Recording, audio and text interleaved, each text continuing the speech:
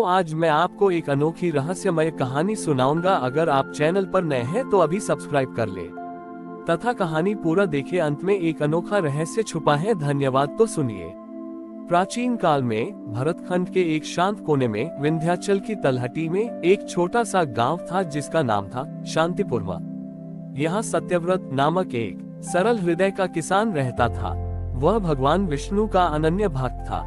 उसका जीवन सादा था, पर उसके मन में एक गहन जिज्ञासा थी। त्रिकाल, भूत, वर्तमान और भविष्य का रहस्य क्या है, और क्या कोई मनुष्य इन तीनों को एक साथ जान सकता है। एक पूर्णिमा की रात जब सत्यव्रत अपनी झोपड़ी के बाहर बैठकर आकाश में चंद्रमा को निहार रहा था, तभी एक अदृश्य मधुर ध्वनि उसके कानों में पड़ी। सत्यव्रत, तुम्हारी निष्ठा और जिज्ञासा मुझे ज्ञात है। त्रिकाल का ज्ञान किसी मनुष्य के लिए कठिन है, पर तुम्हारी भक्ति तुम्हें मार्ग दिखाएगी। समय कमल की तलाश करो। उद्धरण चिन्ह। सत्यव्रत तुरंत समझ गया कि यह उसके आराध्य भगवान विष्णु का संकेत है। अगले ही दिन उसने अपनी यात्रा शुरू कर दी। अनेक महीनों की कठिन तपस्या और यात्रा के बाद वह एक ऐसे घनघोर वन में पहुंचा जहां न सूर्य का प्रकाश आता था और न ही कोई जीव जंतु दिखाई देता था। अचानक उसने देखा कि वन के बीचों बीच एक निर्मल सरोवर के केंद्र में एक विशाल सुनहला कमल खिला हुआ है। यह इतना चमकदार था कि अंधेरा भी उससे दूर भाग गया। कमल के पास पहुंचते ही सत्यव्रत ने महसूस किया कि उसकी पंखुड़ियां 3 अलग अलग रंगों में चमक रही हैं। तारांकन पहली पंखुड़ी गहरा नीला, इसमें उसे पिछले जन्मों की अनगिनत स्मृतियां दिखाई दी, जैसे कोई प्राचीन राजा, एक तपस्वी और एक छोटा पक्षी। ये भूतकाल था। तारांकन दूसरी पंखुड़ी श्वेत, इसमें उसे अपनी वर्तमान झोपड़ी, अपने खेत और वह क्षण दिखाई दिया जब वह स्वयं उस कमल को देख रहा था। ये वर्तमान काल था। तारांकन तीसरी पंखुड़ी आकाश रंग, इसमें उसे भविष्य की धुंधली छवियां दिखाई दी, जैसे शांतिपुरमा पर आने वाली एक छोटी सी विपदा जिसका समाधान उसके पुत्र द्वारा किया जाएगा। ये भविष्य काल था। सत्यव्रत ने जैसे ही कमल को छूने का प्रयास किया, कमल का फूल तेजी से घूमने लगा और उसमें से चतुर्भुज रूप में भगवान विष्णु प्रकट हुए। भगवान विष्णु ने मंद मुस्कान के साथ कहा, वत्स सत्यव्रत, ये समय कमल है जो मेरे नाभि कमल से उत्पन्न सृष्टि के काल चक्र का एक छोटा सा अंश है। तुमने त्रिकाल को एक साथ देखा, पर तुमने महसूस किया होगा कि उन्हें जानना पर्याप्त नहीं है।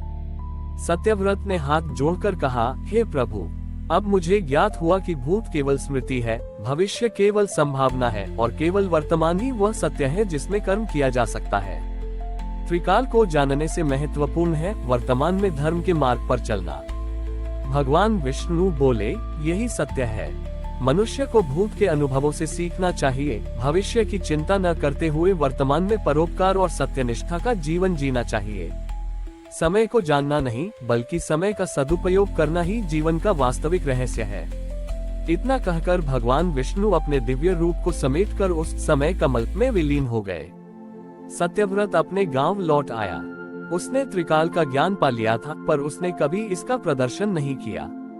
इसके बजाय उसने अपने ज्ञान का उपयोग केवल वर्तमान में सही निर्णय लेने और अपने गांव को आने वाली छोटी विपदा के लिए तैयार करने में किया। वह शांत, संतुष्ट और पहले से कहीं अधिक धार्मिक हो गया, क्योंकि उसने जान लिया था कि भगवान विष्णु हर काल में, हर कर्म में और हर क्षण में उपस्थित है। शांतिपुरमा लौटकर सत्यव्रत ने अपने त्रिकाल ज्ञान को केवल अपने तक सीमित रखा। उसने देखा कि भविष्य में गांव पर जो विपदा आने वाली है वह एक असामान्य यह सूखा है जो 2 वर्षों बाद आएगा, जिससे अन्न का एक दाना भी नहीं बचेगा। सत्यव्रत ने बिना किसी को डराए चुपचाप कार्य करना शुरू किया। उसने अपने खेत के चारों ओर छोटे छोटे जल संचयन कुंड बनाने शुरू किए। उसने पड़ोसी गांवों के उन किसानों को भी प्रेरित किया जो उसकी निष्ठा पर विश्वास करते थे कि वे जल संरक्षण के प्राचीन तरीकों को अपनाएं। कई लोगों ने उसे पागल समझा, क्योंकि उस समय वर्षा प्रचुर मात्रा में हो रही थी, पर सत्यव्रत को अपने भविष्य दर्शन पर अटल विश्वास था। उसने अपने पुत्र धर्मेश को भी प्रशिक्षित करना शुरू कर दिया। धर्मेश स्वभाव से परोपकारी और बुद्धिमान था, पर सत्यव्रत ने उसे यह समझाया कि ज्ञान का उपयोग केवल स्वयं के लिए नहीं, बल्कि समाज के कल्याण के लिए होना चाहिए। ये समय कमल का ऋण है। ठीक 2 वर्ष बाद, जैसा कि भविष्य दर्शन में देखा गया था, वर्षा पुनर्तः रुक गई। आकाश से आग बरसने लगी और खेतों की मिट्टी दरारें पड़ गईं। शांतिपुर सहित पूरे भरतखंड में हाहाकार मच गया। गांव के लोग भूख और प्यास से व्याकुल होकर सत्यव्रत के पास आए। उन्होंने कहा, सत्यव्रत, हम मूर्ख थे जो हमने तुम्हारी बात नहीं मानी। अब हमारा क्या होगा? सत्यव्रत ने धैर्य से काम लिया। उसने दिखाया कि उसके खेत के और जिन किसानों ने उसकी बात मानी थी, उनके बनाए जल कुंडों में अब भी पर्याप्त पानी है। उसने जो धान और बीज अतिरिक्त सहेज कर रखे थे, उन्हें बाहर निकाला। सत्यव्रत ने अपने पुत्र धर्मेश को आगे किया और कहा, वत्स, अब समय आ गया है। त्रिकाल ज्ञान का अर्थ केवल देखना नहीं, बल्कि सही समय पर सही कर्म करना है। धर्मेश ने तुरंत एक अन्नदान सभा का आयोजन किया। उसने केवल अपने भंडार से ही नहीं, बल्कि गांव के उन समृद्ध लोगों को भी प्रेरित किया जिनके पास गुप्त भंडार थे। धर्मेश ने उन्हें समझाया कि भविष्य में संपत्ति का कोई मूल्य नहीं होगा यदि वर्तमान में प्राण ही न बचेंगे। धर्मेश की बुद्धिमत्ता और सत्यव्रत के पूर्व निर्धारित प्रयासों के कारण शांतिपुर में वह पहला गांव था जिसने उस भयानक सूखे का सामना किया और किसी को मरने नहीं दिया।